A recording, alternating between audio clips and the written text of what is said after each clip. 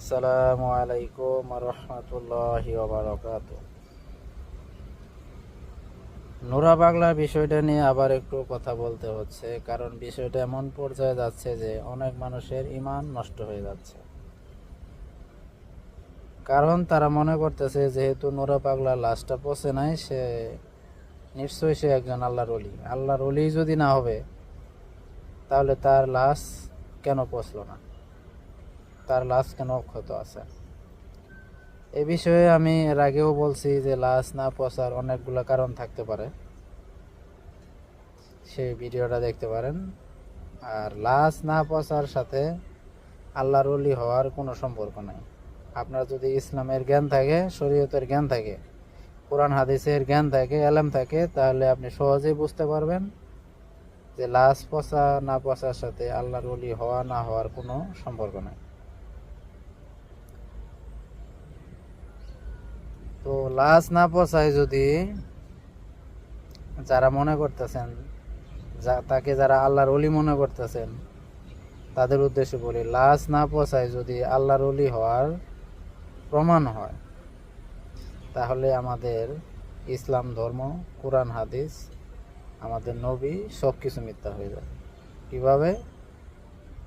কারণ সেই নুরা পাগলা নিজেকে ইমাম মাহাদি দাবি করতেন। তো ইমাম মাহাদি আলাইহিস সালাম যখন দুনিয়ায় আসবে, তখন দুনিয়ার ভিতরে কি পরিবর্তন হবে? তো সারা দুনিয়ার ভিতরে ইসলাম প্রতিষ্ঠিত হবে, সারা দুনিয়ার ভিতরে শান্তি প্রতিষ্ঠিত হবে, কোনো অশান্তি থাকবে না, কোনো দাঙ্গা থাকবে না, হাঙ্গামা থাকবে না। তো এই নুরা পাগলার জীবদ্দশায় বা তার মৃত্যুর পরে পৃথিবীতে কি শান্তি প্রতিষ্ঠিত হয়েছে? হয় নাই। মুসলমানেরা এখনো বিশ্বের বিভিন্ন জায়গায় মার খাচ্ছে, নির্যাতিত হচ্ছে। তো এটা হলো এক নম্বর প্রমাণ যে সে ইমাম মাহাদিয়া না। সে যেহেতু নিজেকে ইমাম মাহাদি দাবি করছে, সে একজন ভণ্ড। আর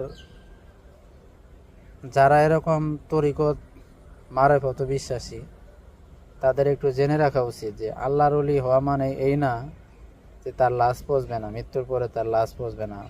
বা আল্লাহর ওলি হওয়া মানে এই না যে সে মৃতকে জীবিত করতে পারে, সে আকাশ দিয়ে উঠতে পারে, বা সে পানির উপরে হাঁটতে পারে, অলৌকিক কোনো কিছু তেলেসমাতি দেখাতে পারে। এগুলা আল্লাহর ওলি হওয়ার কোনো শর্ত না, এগুলো আল্লাহর ওলি হওয়ার কোনো বৈশিষ্ট্য না। এখন দাজ্জাল যখন দুনিয়াতে আসবে, দাজ্জাল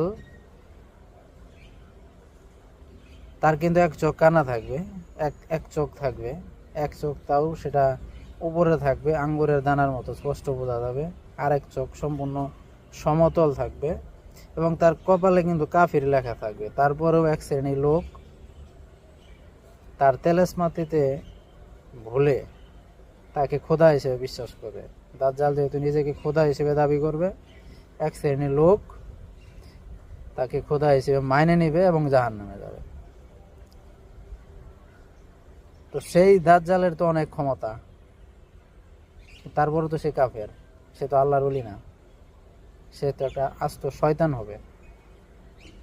তার কর্মকাণ্ডগুলো তো শয়তানি হবে। সে কিন্তু মৃতকে জীবিত করতে পারবে। সে জাহান্নামের আকৃতি নিয়ে মানুষের সামনে উপস্থাপন করবে। তো আপনার যদি এলেম না থেকে জ্ঞান না থাকে, তাহলে কিন্তু আপনি দাজ্জালকে আল্লাহর ওলি মনে করবেন, দাজ্জালকে আল্লাহ মনে করবেন। তো এলেম থাকা জরুরি। আর যদি আপনার এলেম থাকে, তাহলে আপনি বুঝতে পারবেন যে নোরা পাগলা, তার লাশ যদিও না পচে থাকে, সে কেন আল্লাহর ওলি নয়। আল্লাহর ওলি হওয়ার জন্য লাশ না পচা কোনো শর্ত না। ভাই, আপনার ইমান, এটা আপনাকেই বাঁচাইতে হবে। নোরা পাগলার মতো ভণ্ডকে আল্লাহর ওলি বিশ্বাস করে নিজের ইমান হারায়েন না, নিজের ইমানকে বিসর্জন দেন না। যে ব্যক্তি নবীর কোনো সুন্নত না মানে, যে ব্যক্তি আমাদের নবীকেই না মানে, তাকে আপনারা কিভাবে আল্লাহর ওলি বিশ্বাস করবেন? শুধুমাত্র তার লাশ পচে না এই জন্য? লাশ আল্লাহ যে কোনোভাবে সংরক্ষিত করতে পারে। এখন আরেকটা বিষয় আছে, তার লাশ না পচার মাধ্যমে যেহেতু এই বিভ্রান্তটা ছড়াইছে, এক্ষেত্রে কিন্তু শয়তানের যে মিশন সেটা কিন্তু সাকসেসফুল। শয়তান এটাই চায় যাতে ভণ্ডদেরকে মানুষ আল্লাহর ওলি মনে করুক, তাকে অনুসরণ করুক, এবং তাকে অনুসরণ করার মাধ্যমে মানুষ জাহান্নামী হোক। এটাই হলো শয়তানের মিশন। এখন এটাও অসম্ভব নয় যে শয়তান তার অনুসারীদের কুমন্ত্রণা দিছে যে এইভাবে তার লাশটাকে সংরক্ষণ করো। তার অনুসারীদের সে শয়তানে বুদ্ধি দিছে যে এই জিনিসটা করলে তার লাশটা পচবে না, সংরক্ষিত থাকবে, নষ্ট হবে না। হয়তোবা সেটা কোনো মেডিসিন, কোনো রাসায়নিক দ্রব্য, অথবা এমন মাটি আছে, এমন কোনো কিছু আছে যেটা সংস্পর্শে রাখলে, যা ব্যবহার করলে তার লাশ পচবে না। এটা শয়তান হয়তোবা তার অনুসারীদের কুমন্ত্রণা দিছে, এর অনুসরণ করার মাধ্যমে তার লাশ পচে না। এটা শিওর না যে এই কাজই করছে, আর অন্যান্য কারণ থাকতে পারে, যে কোনো কারণ থাকতে পারে তার লাশ না পচার। এক্ষেত্রে শয়তানের মিশন কিন্তু সাকসেসফুল। শয়তানও চায় আমরা যে কোনোভাবে যেন ঈমান হারা হতে পারি, তার ধোঁকায় পড়ে আমাদের ঈমানকে নষ্ট করতে পারি, আমরা চিরস্থায়ী জাহান্নামী হতে পারি। এটাই শয়তানের উদ্দেশ্য, এটাই শয়তানের মিশন। এটা ভাই আমাদের বুঝতে হবে। এই বিষয়ে আমাদের এলেম অর্জন করা জরুরি। আপনার যদি এলেম থাকে, এরকম ধোঁকায় আপনি পড়বেন না। তো নুরা পাগলাকে অলি হিসেবে মেনে নেয়ার, তাকে অলি হিসেবে মানার কোনো উপায় নাই। সে ছিল একজন ভণ্ড। এমনকি সে নিজেকে দাবি করত ঈসা আলাইহিসসালামের উম্মত। সে কিন্তু নিজে খ্রিস্টান মিশনারি হয়ে কাজ করত, খ্রিস্টান ধর্মে মানুষকে দাওয়াত দিত, খ্রিস্টান বানাতো। আর যদি বর্তমান জামানায় ঈসা আলাইহিসসালাম আসে, ওনারও আমাদের নবী মুহাম্মদ সাল্লাল্লাহু আলাইহি সাল্লামের শরীয়ত মোতাবেক চলতে হবে। আমাদের নবীকে উনি নবী হিসেবে মেনে নিয়েই দুনিয়াতে থাকবেন। আর এই নুরা পাগলা সে বর্তমানে প্রচার করছে ঈসা আলাইহিসসালামের ধর্ম।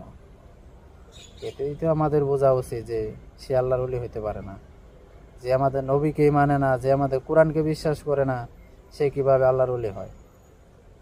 তো ভাই, এরকম বিশ্বাস করে আপনাদের ঈমানকে হুমকির মুখে ফেলবেন না, ঈমান হারা হবেন না। এই বিশ্বাস যদি করেন যে নুরা পাগলা আল্লাহর ওলি ছিল, এজন্য তার লাশ পচে নাই, তাহলে কিন্তু আপনি ইসলামের গণ্ডি থেকে বের হয়ে যাবেন।